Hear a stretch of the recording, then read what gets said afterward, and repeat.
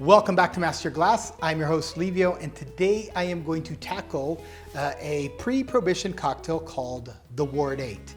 And I'm gonna dive right into it. My glass is already chilling. I'm gonna go ahead and fill my shaker with ice as well. Like I mentioned, this drink is pre-prohibition, 1898. It is said to have been created by a bartender by the name of Tom Hushen, who worked at the bar in the restaurant called the Gilded Age, Locke-Ober. Obviously, we are in Boston and we are in the 8th Ward. Now, what's the story with this cocktail, or allegedly what is the story with this cocktail? It is that a corrupt politician was basically celebrating what was going to be his victory for the election in the legislature of the state, and this cocktail was created in that occasion. Just like the stories of this cocktail vary a lot, so do the recipes. I'm gonna make the one that I have seen most commonly made, and then I'm gonna kind of taste and adjust as I go if I feel like anything else is needed.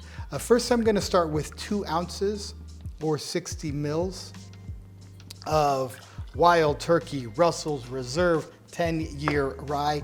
Now you want something higher in proof. This is 90 proof, 45 ABV. A lot of people make it also with 100 proof or something 50 ABV, but nonetheless, whoops, I'm gonna put that back, but nonetheless, one of those works. The next ingredient that I'm gonna add in here is lemon juice, and supposedly it is a ½ ounce. So, by the way, when you look at my lemon, I don't know if you can tell, this part here has already been shaved off. When you use fresh fruit, I always like to cut off the peel to make garnishes with, whether it's for this drink or for another drink.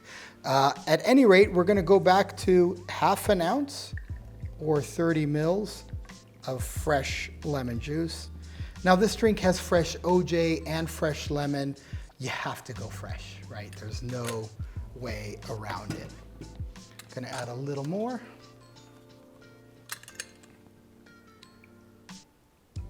It is pretty darn sure that if you don't use fresh juices in this drink, it will not taste good. ½ ounce right there. My fresh pressed OJ. I'm going to also put another ½ ounce or 30 mils. Just like that. Okay, after I've done that, now here's where the drink can vary. Not according historically, it can vary, the part that it can vary with is the grenadine, right? You can buy grenadine at the store, you never know what quality you get, or you can make it at home, and in that case, you know what quality you're gonna get. I'm using Liquid Alchemist grenadine. It's a higher quality grenadine. Higher quality grenadines are usually less sweet than your traditional.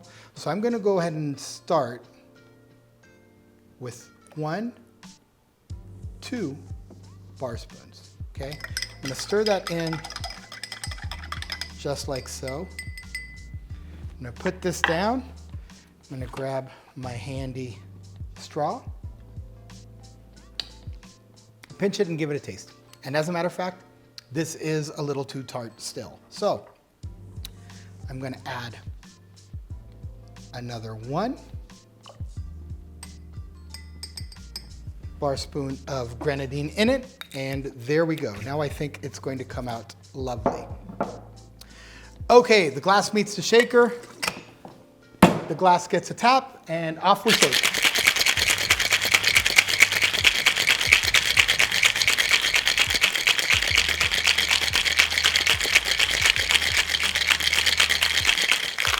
Alrighty, very nice.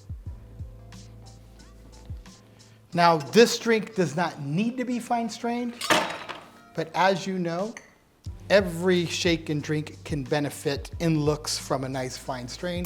So I'm just gonna go ahead and do that.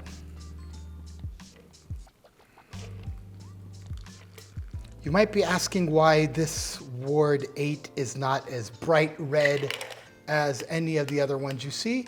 It's because the grenadine that I'm using is actually a natural grenadine. And so there's none of that bright red translucent color to it.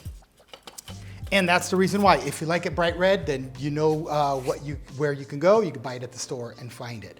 I am now going to just garnish this guy here with a couple of cherries on a pick. I might go with 2, I might go with 3. Let's see what each of them looks like. There's a 1. Oh, you know what? 3 came out of the jar. It was meant to be.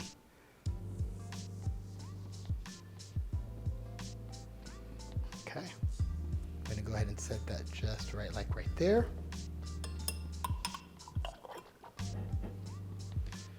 And now, my friends, comes the lucky time. I get to taste. Color looks actually really, really nice. I love this deep, almost orange meets red meets burgundy. Really, really cool and intriguing. It makes that foam on the top look nice, which is white, and then the beautiful purple, burgundy, dark cherries on top of it look really, really cool. I'm gonna set that right back up here. Maybe we can get a picture of it. Let's see, what do you think? Just like that. Let's go ahead and take a sip and see what this is all about.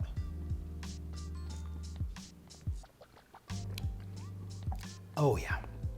The reason why it's really, really good is because I love rye whiskey.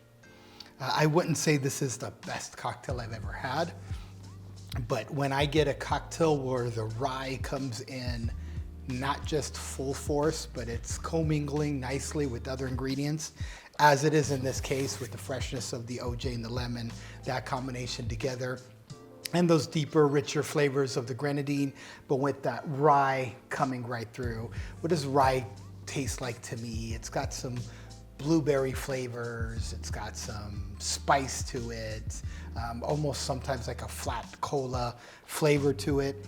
But when all of that together works, I dig it. And like I said, I'm loving it the most because of the rye, and because it's not necessarily the best drink I've ever had. And I can completely understand why a lot of people like to fudge with the ingredients a lot and like to move it around and create their own little variation, because at the end of the day, I can see how it's a super polarizing drink.